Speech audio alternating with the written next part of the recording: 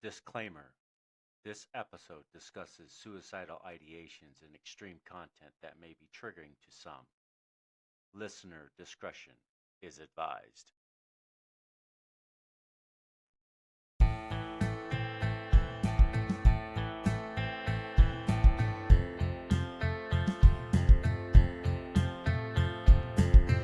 You're listening to 8158 Stories of Sacrifice, where we honor the bravery of the first responders and the families who stand behind them. Real people, real stories, real heroes.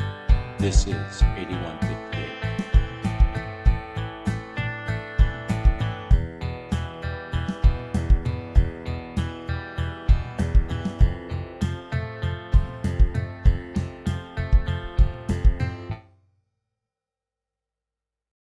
Welcome back to another episode of 8158 Podcast Stories of Sacrifice. Today's guest, we have paramedic 911.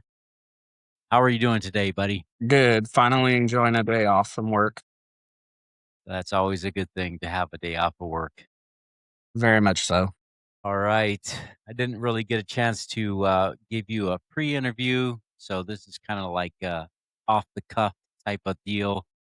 So let's start from the beginning on why you became a medic. So, oddly enough, EMS wasn't in my future.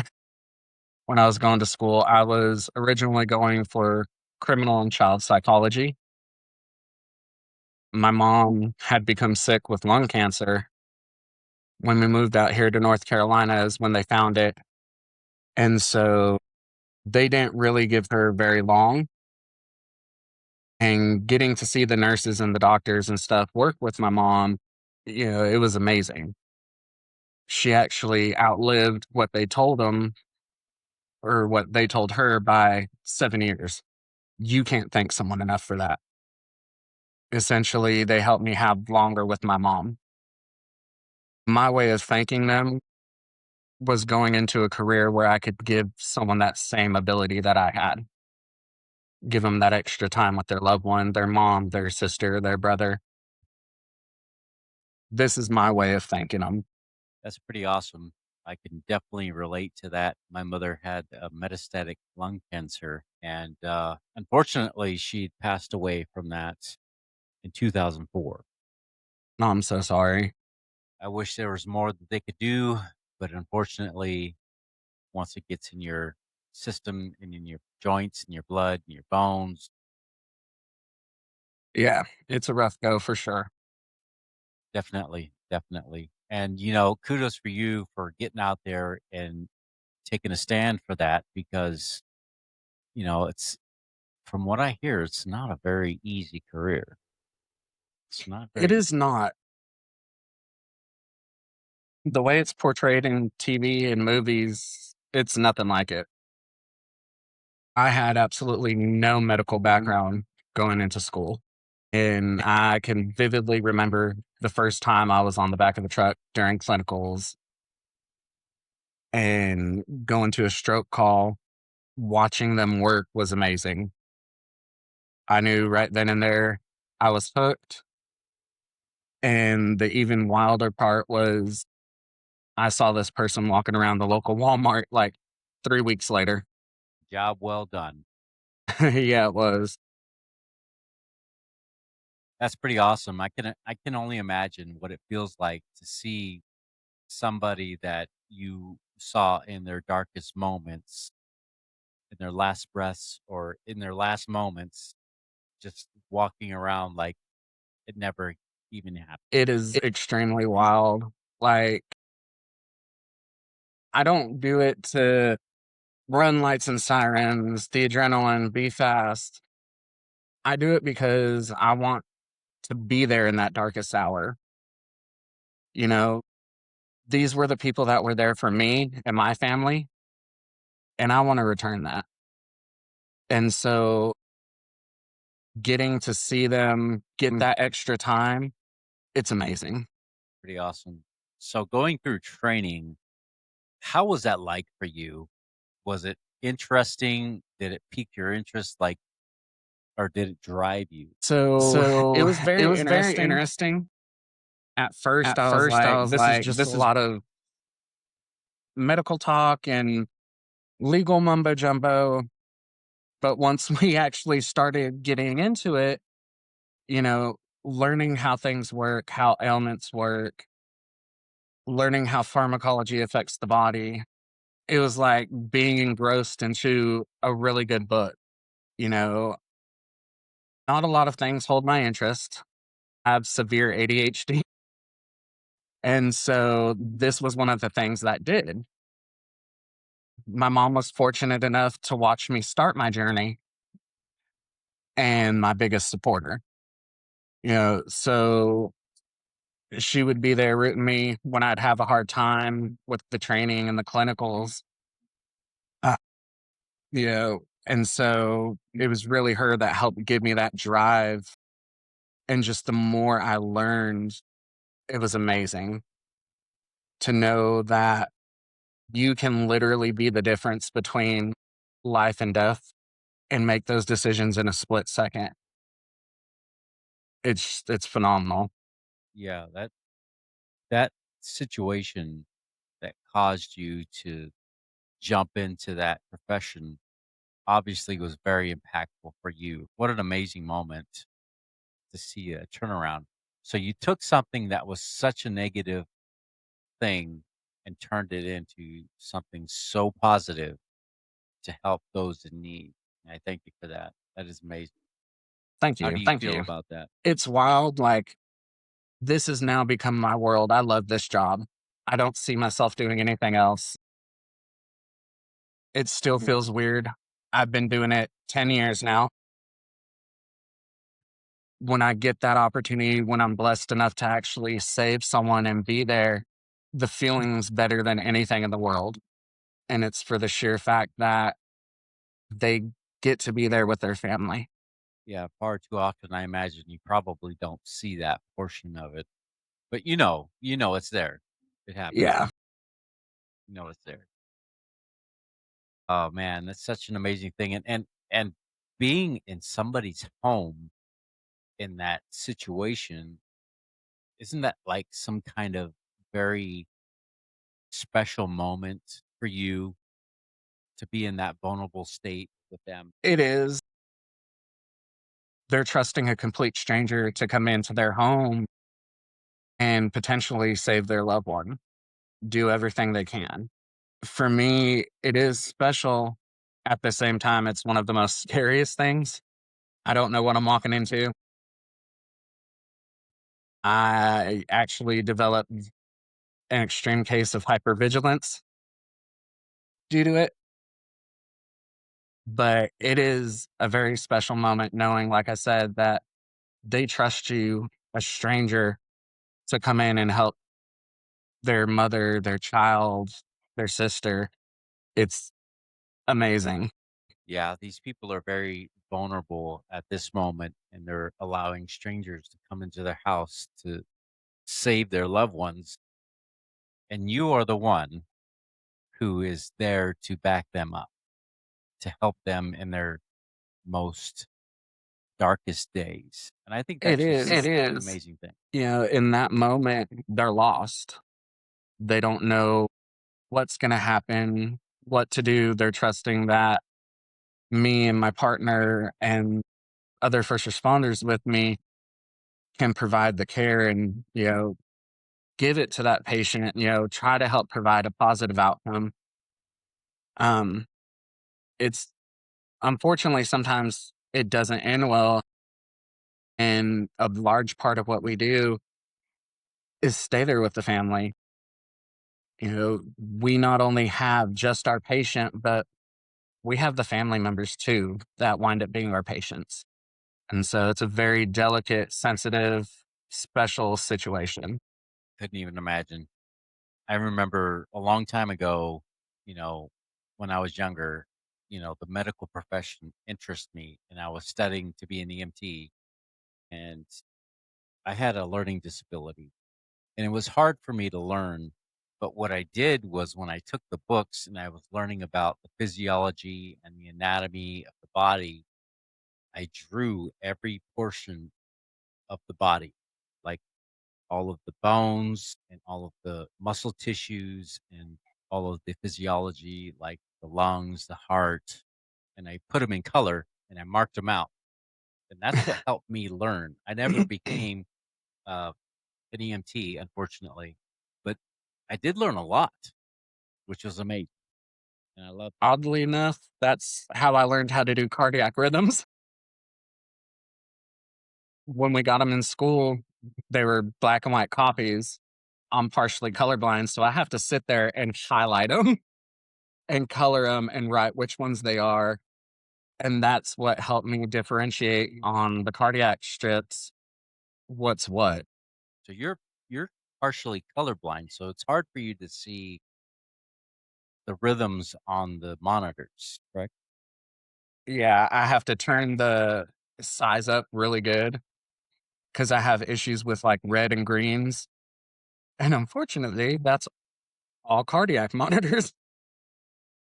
Well, obviously you're doing a pretty good job at it and you're still doing it. You're still I mean, after 10 years, obviously if there's something wrong, you wouldn't be doing it anymore, but 10 years you've been doing it and you figured out a way to master the disability of being able to see colors.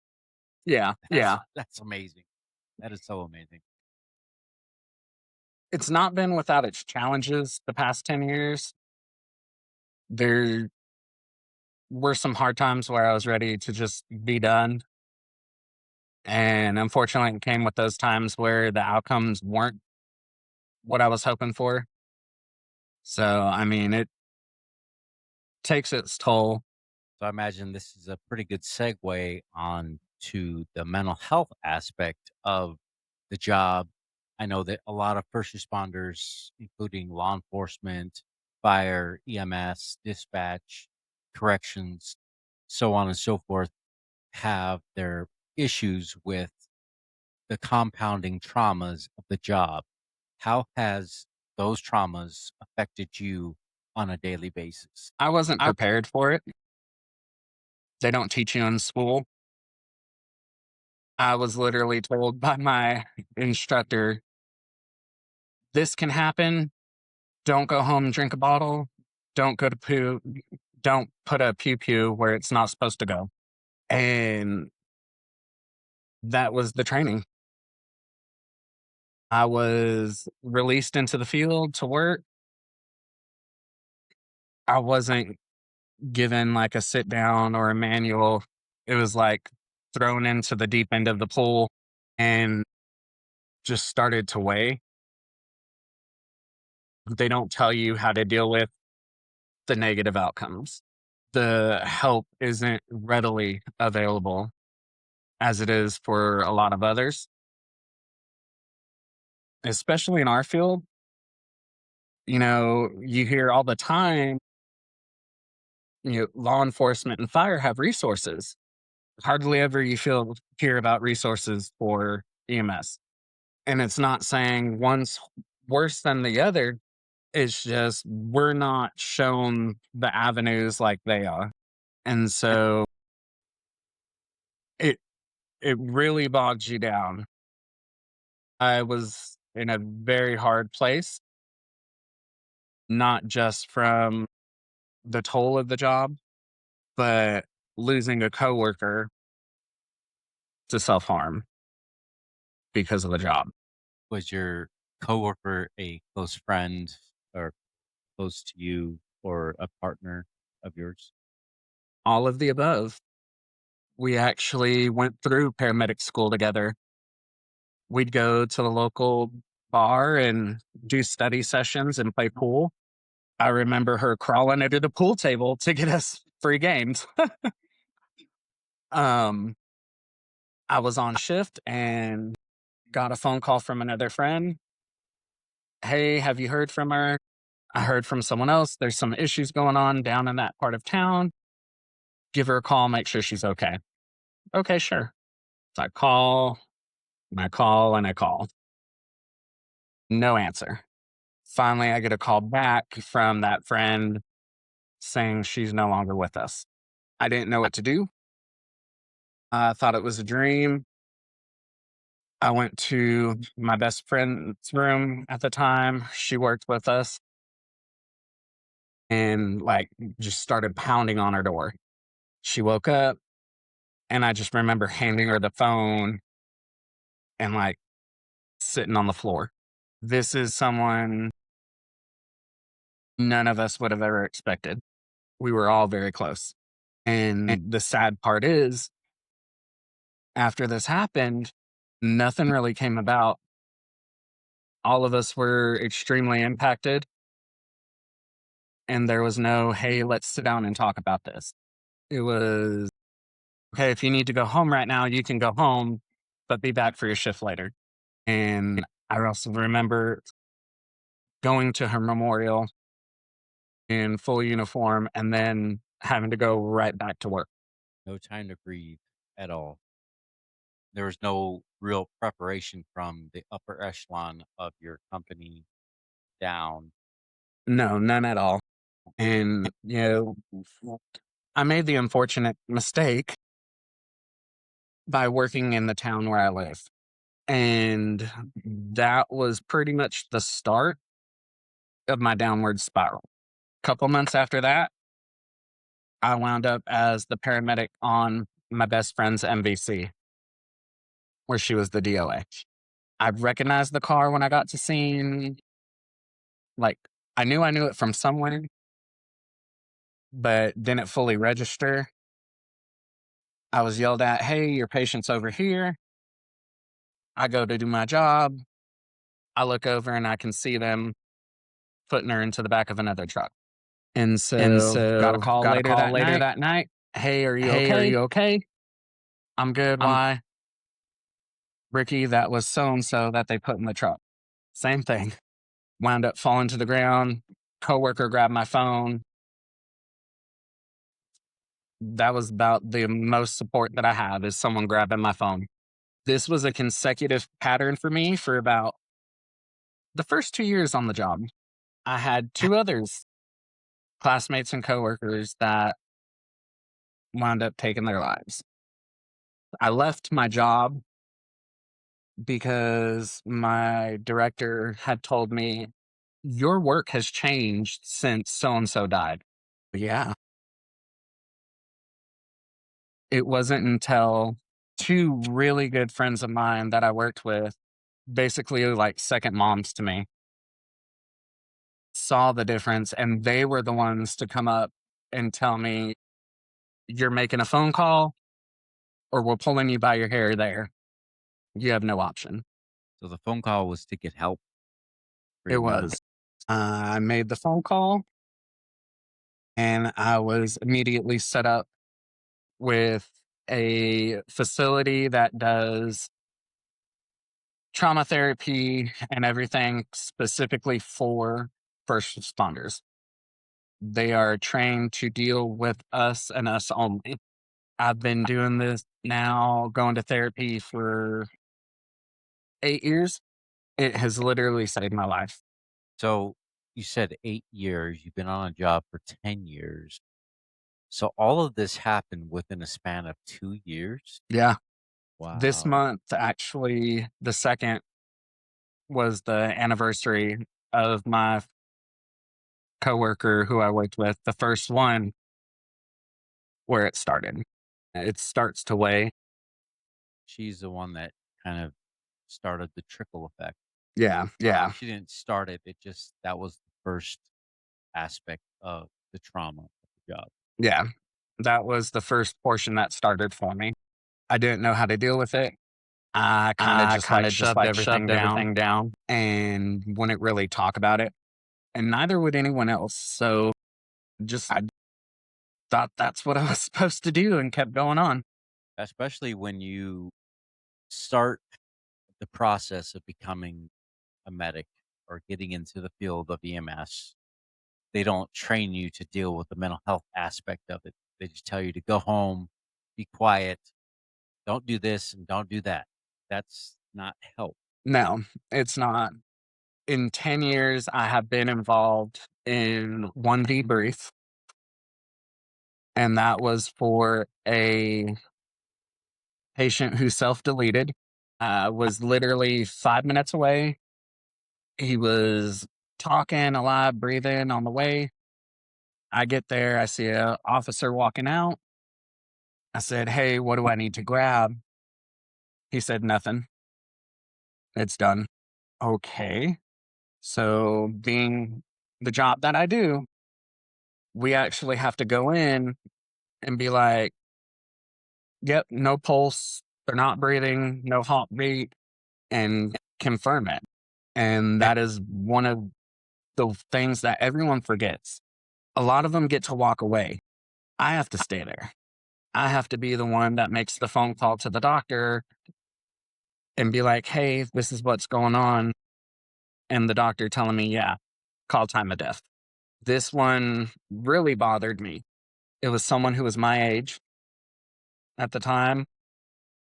No one could find any information on him. I'm in EMS. I'm nosy as hell. So I went on a hunt. I found an acceptance letter from a college with his name and some other demographic information. Gave it to the officers, and they were like, "Oh, here, do you want to look at the note?" I'm like, "Really?" Yeah. And so the debriefing following, they had dispatch, law enforcement, and me. They brought in outside counselors, the peer support team from the local areas. When it came time for them to ask, if you have trouble or something like that, let us know, stand up, let us know. In a room of about 13 people that I really didn't know, I decided this is my chance, this is my opportunity. When it came my turn, I said, no, I'm not okay.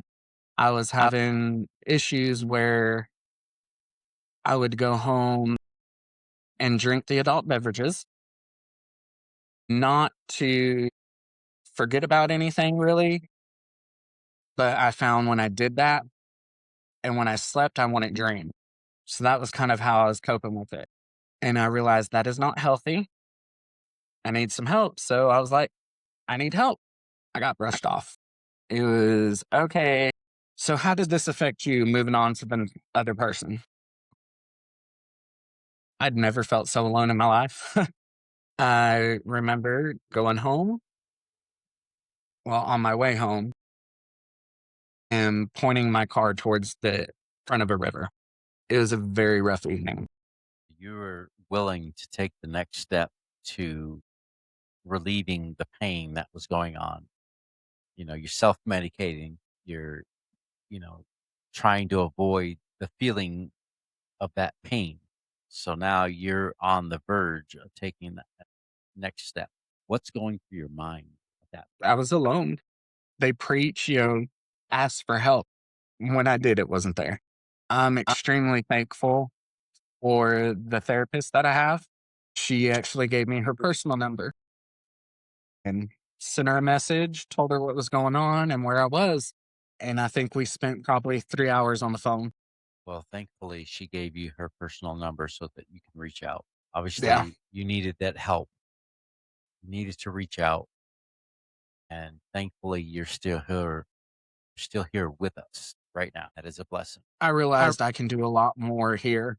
It took me a while to realize, but there's always another option. Even though I was in one of the worst spots ever, there was one person around willing to give me that life preserver. And so that kind of gave me the push more towards being active in the mental health side of this career.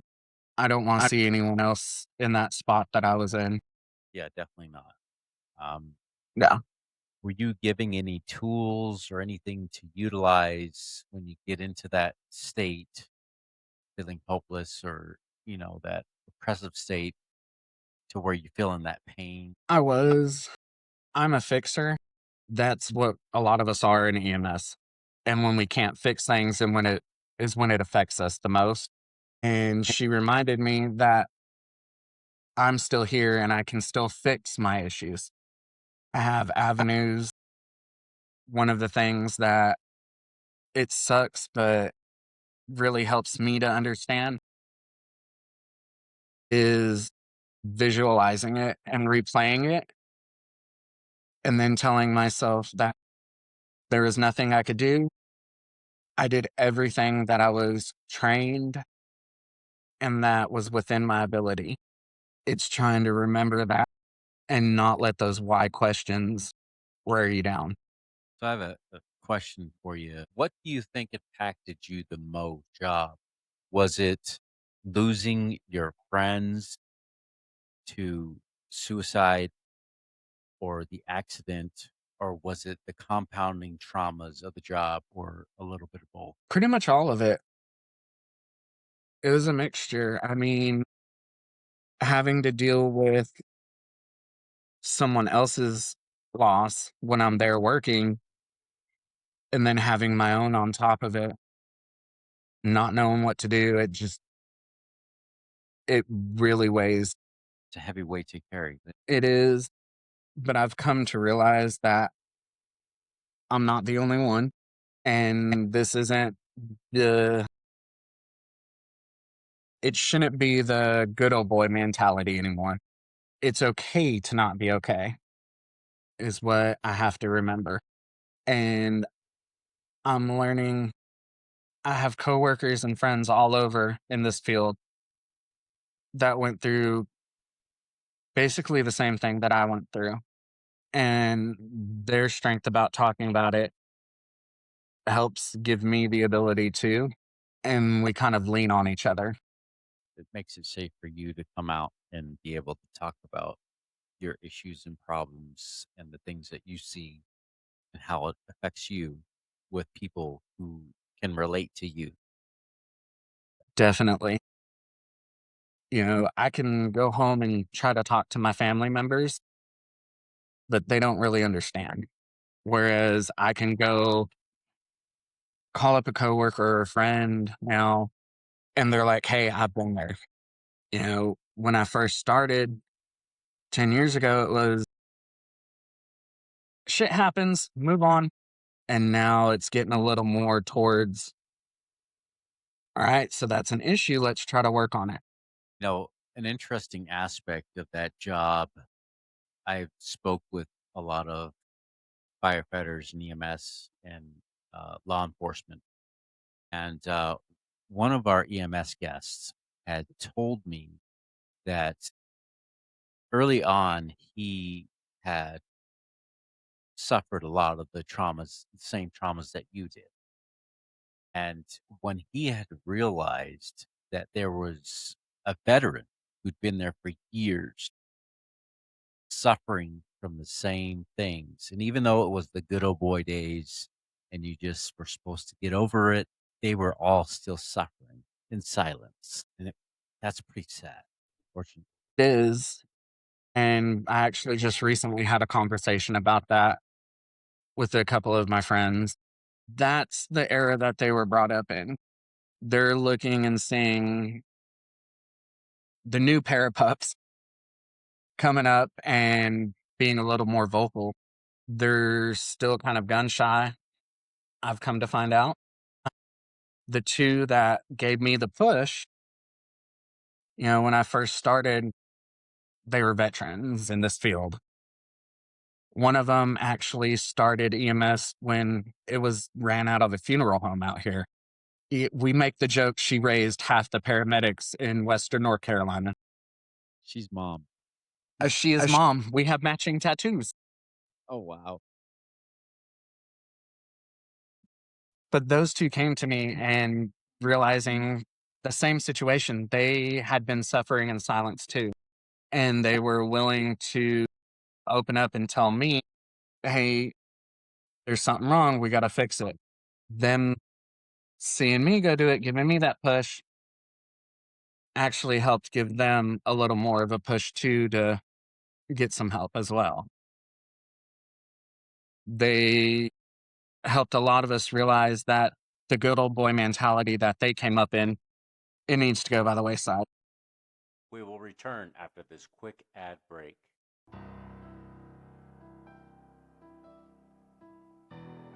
The William H. Bill Butler Jr. Foundation is on a mission to honor first responders and support those who serve. We provide scholarships for families who have lost a hero in the line of duty, offer second chances to juvenile offenders who are working to rebuild their future, and help new recruits pursuing careers as first responders.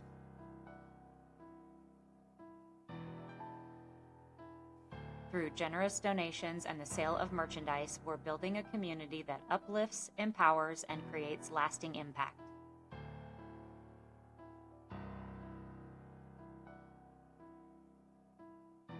You can be a part of this mission as well. Visit 8158podcast.com to donate or shop today. Together, we can support those who serve, honor those we've lost, and give hope to those who need it most.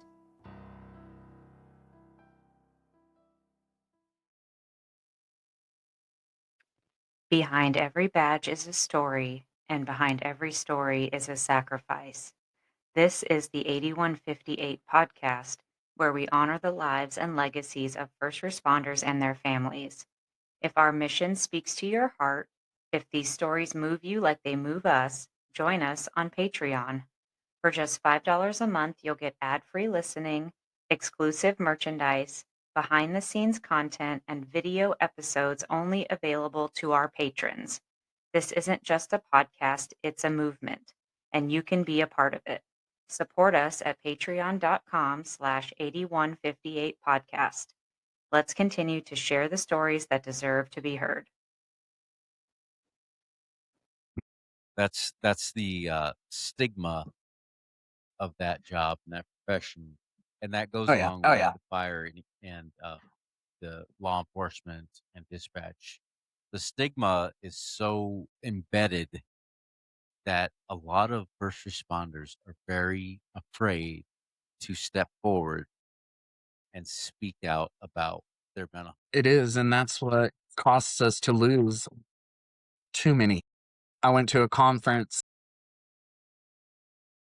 2 years ago, and they brought the EMS Wall of Remembrance to the conference, and it was literally probably 5 marble slabs that stood 6 feet tall and had several names carved into them that shouldn't be there and that are there because they felt that there was nowhere to go. They all had taken. Several of them have. Yeah. Yeah. It's heartbreaking, and it shouldn't happen. And that's kind of No. like why we're doing the podcast the way we're doing the podcast, is so that we can get the word out and try to fight against the stigma and put it out there. And I know there's a lot of podcasts that are, in the same direction, but we're going to join that, and we're going to continue to fight against that stigma because our first responders mean so much to us. You guys are there for us when we need you the most. So it's time for us as a community to stand up and be there for you guys when you need us the most. Yeah. And it is hard. EMS is still a new area. I make the running joke, we're the redheaded stepchildren of healthcare. I've heard that before. We're there, like you said, in someone's darkest hour. Who's there for us? And that's what we've got to fix. The stigmatism that's given with this, it shouldn't be looked at negatively. Way too often, it gets brushed off. We're given talks like, call the employee helpline. What are they going to do? They don't know how to deal with the fact that I just did CPR on a 2-year-old and had to tell mom and dad they're gone. Have you done that? No. I just rolled up on my best friend's wreck and literally had to watch them put in a body bag. How do you do that? Going to a place like where I go, the facility, the therapist that I speak to, having them specifically trained for this makes a world of difference. And they understand that there's a stigmatism. Like, they will literally stagger appointments so no one sees someone else in the waiting room because they want you to be comfortable. They want you to know that you're safe. We need more places like it. Unfortunately, there's not many. One of the things that we do on this podcast is we have reached out to psychologists and therapists who are trauma informed. And the majority of the ones that we have talked to are former first responders. And they went to that side of it because they knew there was a need. They knew that there was a need for that help. We've linked up with two organizations that are for free for people who need. One of them was healingthehero.org, and his name is Dan Jarvis. And another one was Ramses Yabata. He runs QRF Up, and it is based for military veterans and first responders. And that one is actually an app. And if you click on the app, they have therapists who are trauma informed and will talk to you.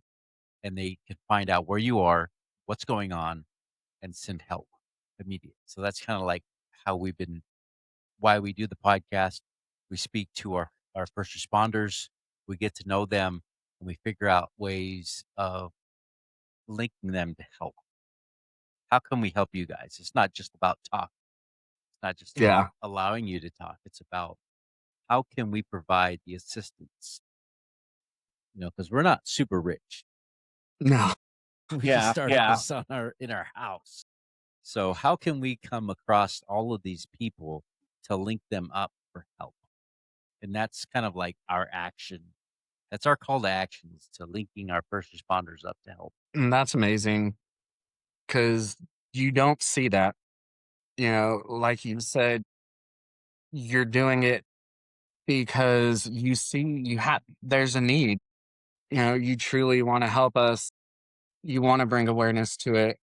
And what you're doing is one of the best ways I think you can with your guys' podcast, talking to other first responders and getting them linked up with stuff like that with that app. That is amazing. I can't tell you the amount of times I've been at work or on a scene where something like that would have been awesome to have, especially when you try to lay down. My part of it is I'm learning how to deal with it better.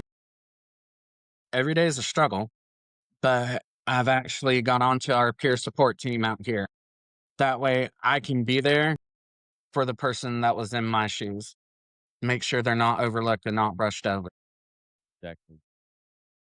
You're talking about peer support. That's one of the things that QRF, they are looking for more volunteers to help them because they want to spread out. They want more help around the country. So if there's anybody that or personally want to help a first responder or a veteran and volunteer a peer support network, you can contact QRF and they will talk to you and tell you exactly what's expected. It is all for free. It's not a paid gig at all. They don't get paid for it, but the therapists that actually join the app are either in like Harvard or all that, the fancy schools, the brainiacs of all that Yeah, stuff. And yeah, then the peer support are our, military veterans, first responders, people have lived through the things that you guys have lived through. And somebody like you, I think would be a very perfect fit for that because you have been through the fire and you could help so many lives. I mean, yeah, we all need therapy. I see it as yeah, too. yeah, I take medications. I have severe panic attacks and none of us are impervious to having mental health issues. And we may seem normal on the outside, right? I seem like a yeah, normal yeah. guy, but there's always an underlining factor involved, right? But I think you would be a perfect fit. I mean, if you wanted to, you could reach out to QRF Up. You can download the app and you can go to talk to Ramses and see if you can get involved with them. I don't know where exactly are you in the country. So I'm So in I'm Western in North Western North Carolina Carolina.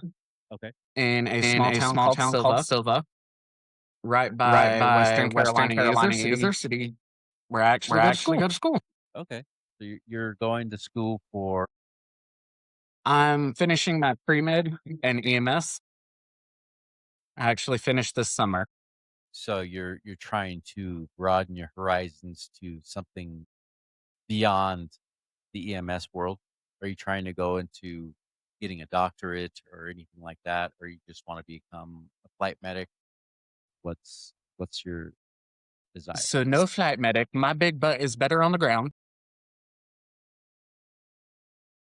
No, I was going to apply to PA school for a specialty in trauma and pediatrics, but I've recently actually started teaching at the local community college as well. Oddly enough, I really enjoy it. And the mental health aspect of schooling is something I emphasize really big on. My students will tell you I spent half the class time harping on them about it. Probably put them to sleep, but you know, so the thought of going into EMS education has actually occurred to me. That is a huge, huge step for you and a very huge asset to all of the new recruits that are getting into that field because now you have the knowledge of firsthand experience from the job and also firsthand experience from the trauma of the job and teaching them about that because that's not what they taught you. They didn't teach you anything about the trauma, No, but now you have the opportunity to bring it up and say, I want to sit you down. I want you to be aware that this is going to happen. And there's no ifs, ands, or buts about it. You will be affected no matter the yeah, situation. I want to give them the tools that I wasn't given. And so this is, for me, one of the best ways that I can think of doing it. This is our future. The older medics, like we talked about, that are stuck in the good old boy mentality where they push things down. Hopefully, the new ones coming up showing that it's okay to admit that you're struggling, that you're having problems. You're not alone in it. I can pick up my phone right now and probably dial 50 numbers. Half of them older medics pushing 30, 40 years in this career. The other half, less than five. And all 50 will be willing to help you and open up because it's situations like this. Being informed and getting the knowledge and knowing that they're no longer alone. Yeah, it's definitely tough when you feel like you're alone and you're the only one. But now you know that you're not the only one. And you're not the first one that have told us the same kind of story, the same issues, the same mental health traumas that first responders go through. And it doesn't matter whether you're EMS, fire, law enforcement, dispatch, or whatever, all of you share the same commonality of trauma. Yes. We know we have the thin lines. You have the thin white line, thin red, thin blue. We're all in the same thing together. It doesn't matter if the color's red, blue, white, yellow, green, whatever. We all deal with the same thing. We deal with it on different aspects, but we're there. There's no reason for there to be a separation or any divide. Together, help each other out. It's very important. And I mean, I think what you're doing right now, it just blows my mind because I think that's so freaking awesome. It really is because now, these younger generations who are getting into the field are going to have firsthand knowledge of what to expect from this line of work. Not just from the medical aspect of it, but from the mental health aspect, Yeah, it's something that wasn't touched on when I was in school. They prepare us for everything else: how to fix an overdose, how to bring someone back from cardiac arrest. They even teach you how to deal with certain psychiatric patients. They don't tell you or teach you how to deal with your own issues. which is the most important issue Yeah. because you have to deal with yourself at home when your thoughts when you're by yourself and your thoughts are running crazy. Your mind Oh, is yeah. just And the biggest thing that lacks is a check in. I'm expected to go from working the worst car wreck I've ever seen to going and putting a band aid on a 5-year-old who scraped their knee in probably less than 20 minutes of each other. There's no time to process.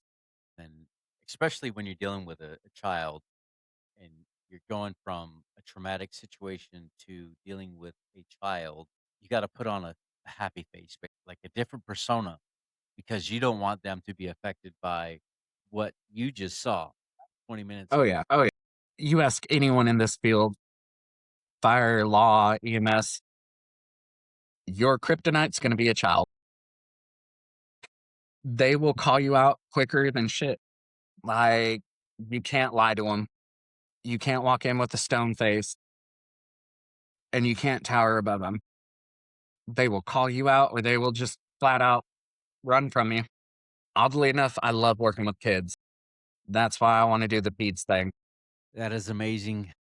I definitely appreciate the work that you do. You've done it long enough. I really want to see your growth in teaching. I want to see that and see how your students are doing. I'm actually really excited about it. I have a group fixing to graduate here soon. They are amazing. I've been with them since their first day of paramedic school. Some of them went through their advanced EMT with me and getting to watch them progress. And the county that I work in now, not only do I get to teach them in the classroom, I get to work with them on a truck when they come in clinical. Wow. So I'm getting to see them put it all together. Like, oh, you did actually listen to me. Yeah. So it's really cool. That's pretty awesome. Yeah, I would like to have you back on here so we can talk about your students and how they have succeeded in that and from your teaching, and also not just from the teaching, but what they've taken away from you with the mental health portion of that. That would be amazing because that would be a Definitely. testament to what is going on and how to make that change, how to change that stigma. It's a lot of work, but seeing it come to fruition with the students and stuff, it's awesome. I've had some that have had some rough calls and they're not afraid to come up to me and be like, hey, this is what happened. How can I deal with it? Let's sit down and talk. And that right there, the fact that they're willing to do that while they're in school, that's a milestone. That says a lot. That's Yeah. that says a lot. Well, you're definitely doing a very special job in that aspect. Now, is there anything else you would like to share with us? Do you have anything that, any socials or anything that you're on or anything like that that you would like to share with us on the podcast so they So can get that out there for you? I'm on TikTok, much like a lot of EMS content creators. A lot of my stuff is educational, but you can find me, Feral Medic 911, and several other first responders, law enforcement, EMS, fire. We're on there almost nightly doing education or talking about the mental health aspect of this job. And I'm talking everyone from New York to Texas to California. All of us come together with that commonality. I've made such an amazing group of friends, and we're all there for the same reason. So if you find myself, or I'll shamelessly plug Mary the Moody Paramedic, Paramedic Anthony, Nightmare Medic, Rusty, Sarah, we're all on there. We're all there to help. We have all gone through what everyone went through. They're not alone.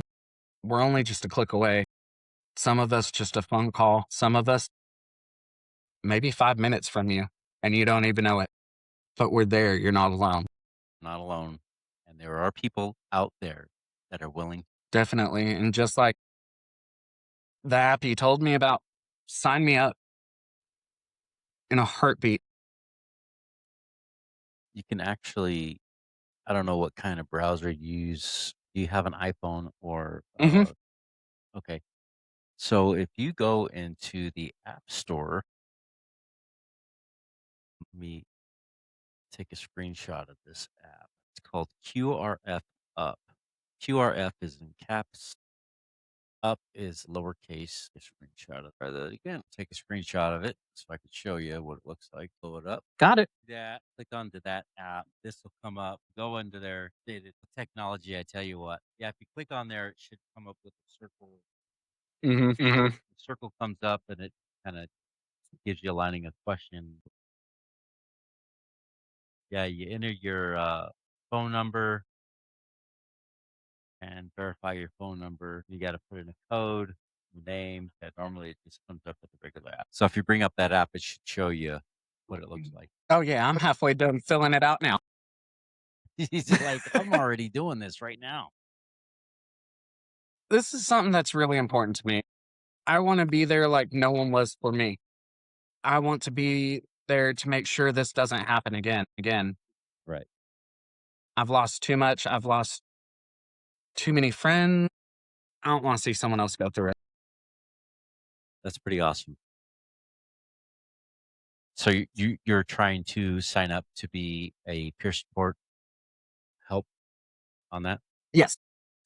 Well, that's outstanding. Look at you go. Like Yeah. I love it. I love it. That is awesome. I said, I'm halfway through it right now. Right on. Right on. Yeah.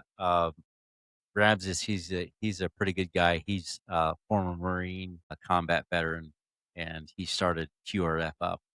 And he knows that a lot of first responders need help. Good to hear you're okay. The volume apparently was not down on it. Yeah, it's good to hear you that you're okay. Yeah. I'm glad you're okay too. That's funny. All right, The buddy. awesome thing you gave me that, and I can take it back to my team as well at peer support and be like, hey, Yeah. here's another Here's tool another for tool for us to use.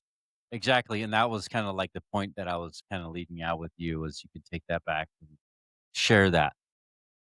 There's another piece, another tool, something else that you can grasp at to get help. So you guys know you're not alone.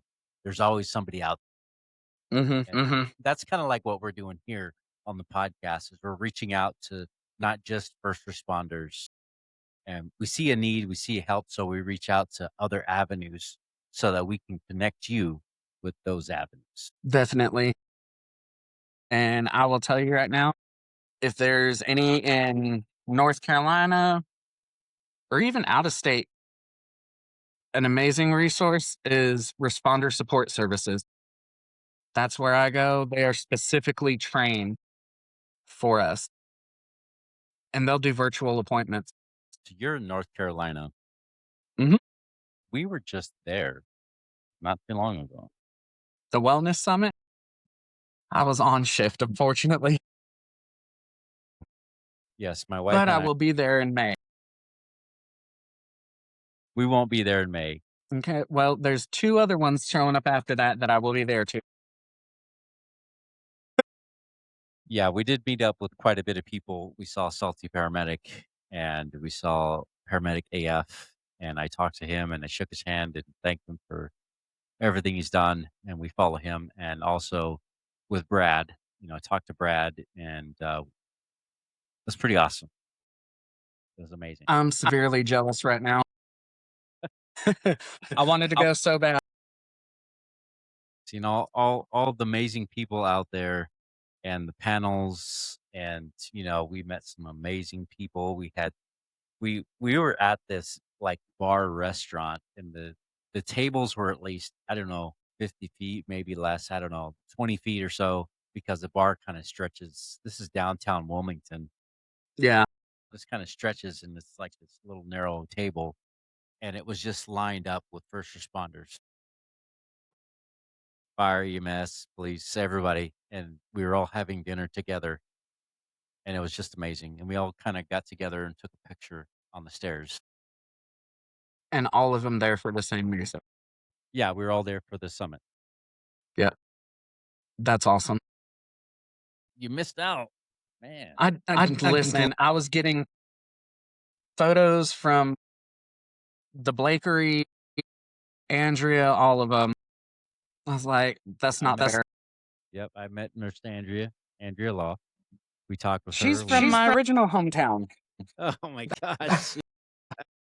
Yeah, we met with her, and we talked to her, and we talked to Chris, and a lot of great people. Issa, I don't know if you know Issa. Me and Issa are actually gonna do the Florida conference together. Oh, amazing. Yes, she stayed with us Yeah. in the Airbnb, because we had a 2-bedroom Airbnb, and she stayed with us there, and it was awesome. Issa is a DJ on our radio station, because we Oh, have wow. That's awesome.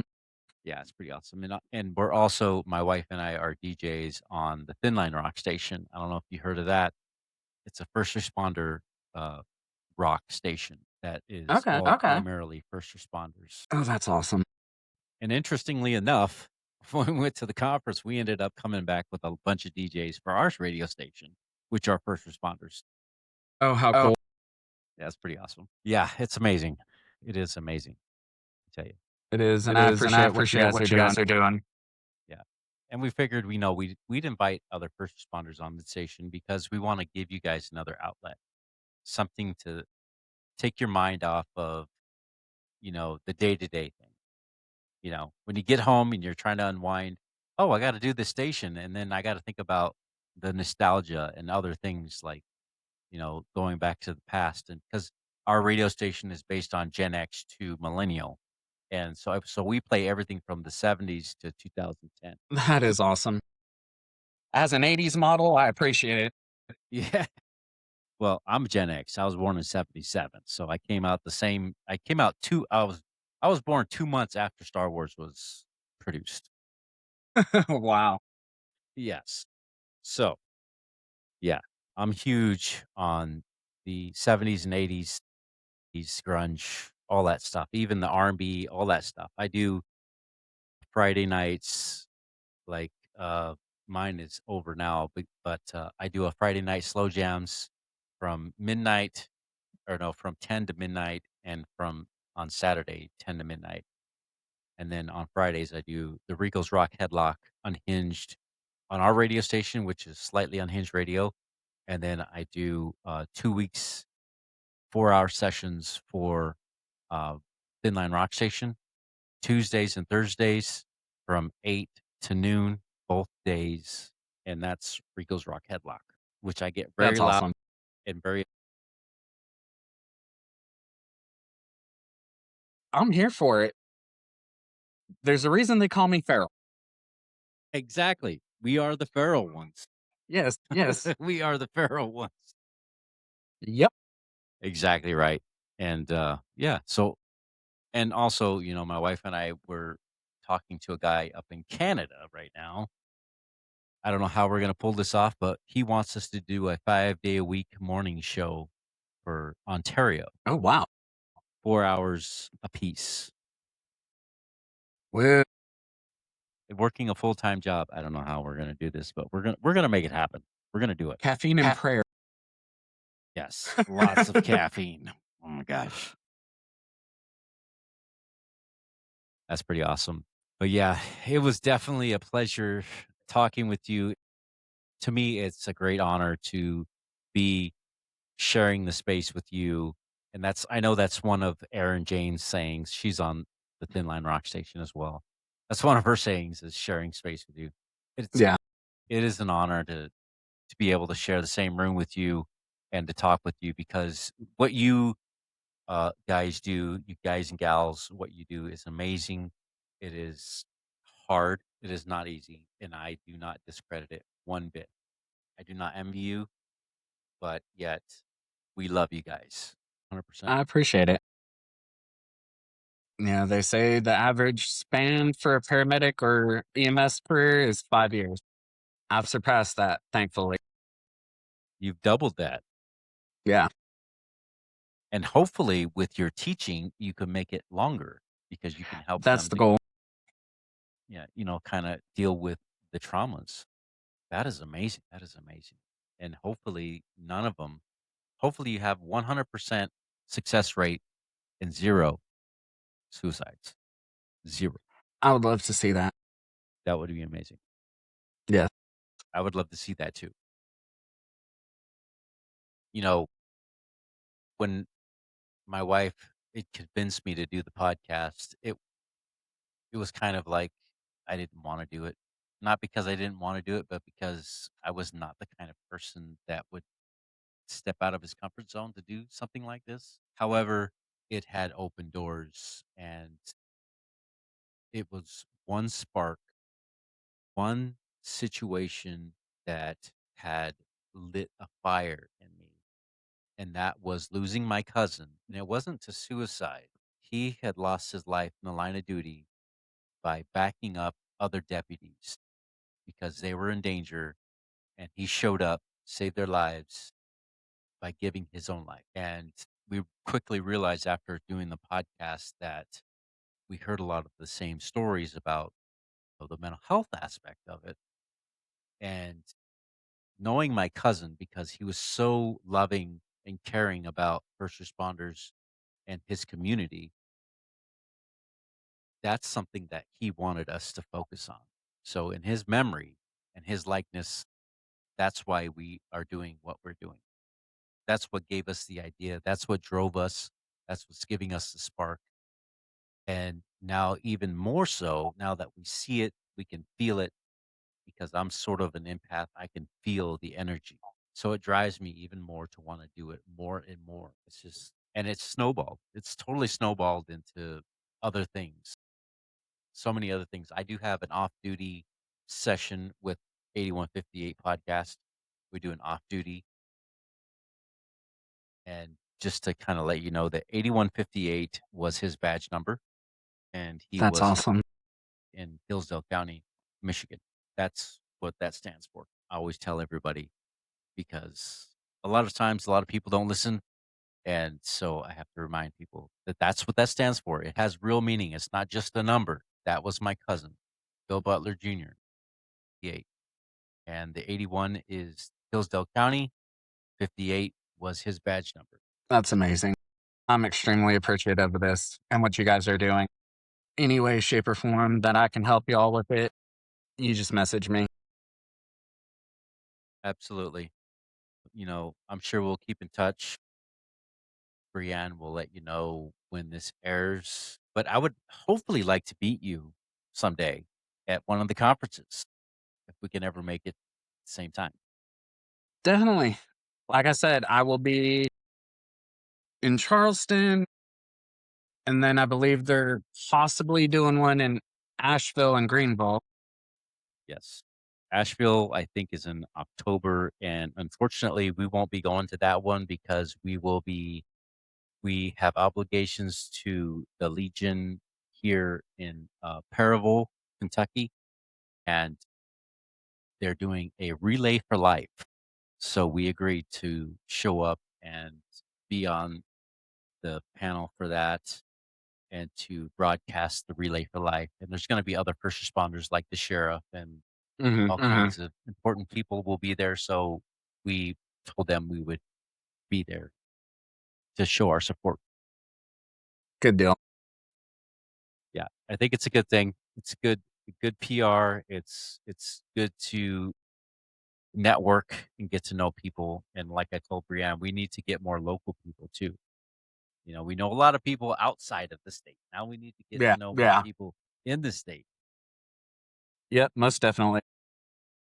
But I really appreciate you coming on here. It's been a blessing. I love you, brother. You're amazing.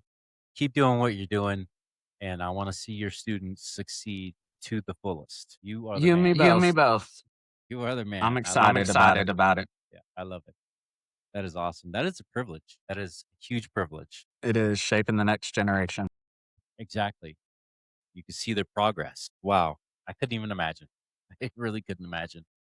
Anyhow, that's all I have for you today. I really thank you for coming on here and sharing your story and telling us the most intimate details and just giving us the raw deal and the raw aspect of what you've gone through and the reality of being a first responder. That's important.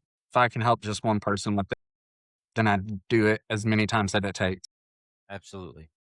And we'll be right here with you to share your story and many others.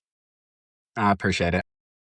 So, because this is season 3, since we started the 1st of January of 25, we're on season 3, and we've got That's over amazing. 100 something episodes. So Wow. yeah, it's crazy. So that's how dedicated we are. We are extremely dedicated, and we want to help out as much as we can. But anyhow, thank you once again for coming and showing your love and respect and coming onto the show, and for being showing your vulnerable side, because I know it's hard. I know it's tough, but it shows a lot of strength and courage by doing so. It does. Thank you. Again, that's all I have for you. I do have another meeting here shortly, so I do have to cut this one short, or else I'd be on here talking today for days, which is kind of funny You're good. because You're I don't good. like to talk to people. You're You're completely fine. completely fine. I used to be a very quiet, shy person growing up, and I didn't like to talk to people. And now all of a sudden, I'm just like, Yeah. yeah. All right, brother. This is All right. Feral Medic 911. You can see him on TikTok. Follow him. And if you need any guidance, you can always reach out to him on TikTok and any other socials that he might have. So this is 8158 Podcast, Stories of Sacrifice. We love you all, and stay safe, and just keep on keeping on. I was at a loss for words for a second. It's okay, though. It's all right. It's my podcast. I can do whatever the fuck I want. Oh yeah. Oh yeah. Yeah. I'm waiting for your podcast to come out. That'd be pretty awesome. Oh Lord. Oh, Lord. Here I am. Listen, I just started getting into all this stuff. He's like, I don't know about that. All right, buddy. I'm going to let you go. I know you got Alrighty. lots going on, so I will go ahead and let you off here so you can get back to your business. All right. You guys have a good night, and thank you so much. You're very welcome. And don't forget to download the Thin Line Rock Station. That is for free. And also Slightly Unhinged Radio. That is for free. And you can listen for free, download for free. And we all of the DJs are volunteers, including us, the station managers, everybody, even on the Thin Line Rock Station. It's the same thing. We Good pay deal.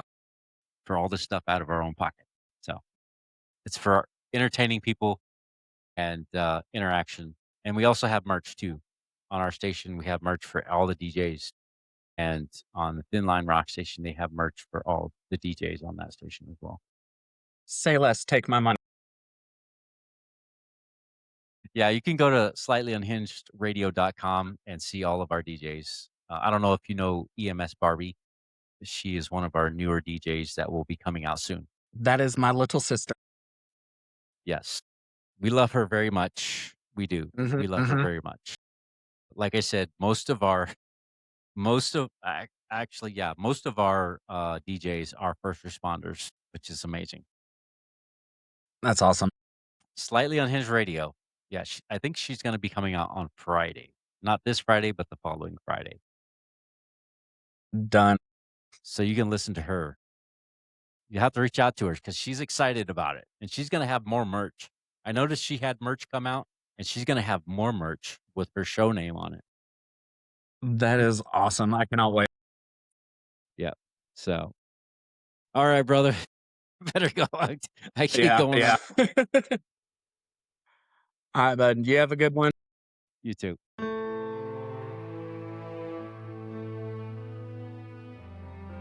Thank you for joining us on 8158 Stories of Sacrifice. Every story we share is a tribute to the courage and resilience of first responders and their families.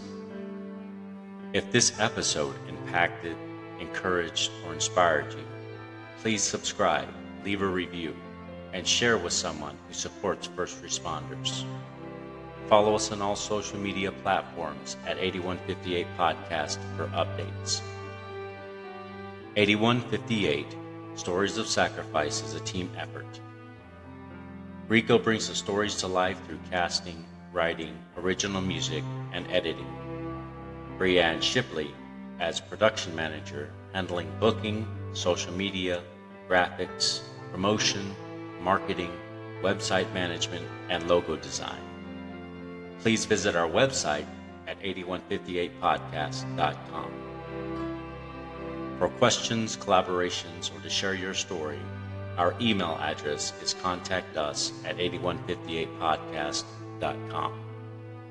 Until next time, let's continue to honor the legacies and remember the sacrifices of those who serve, every brave man and woman on the front lines, protecting and defending us all. This is Rico signing off and honoring 8158.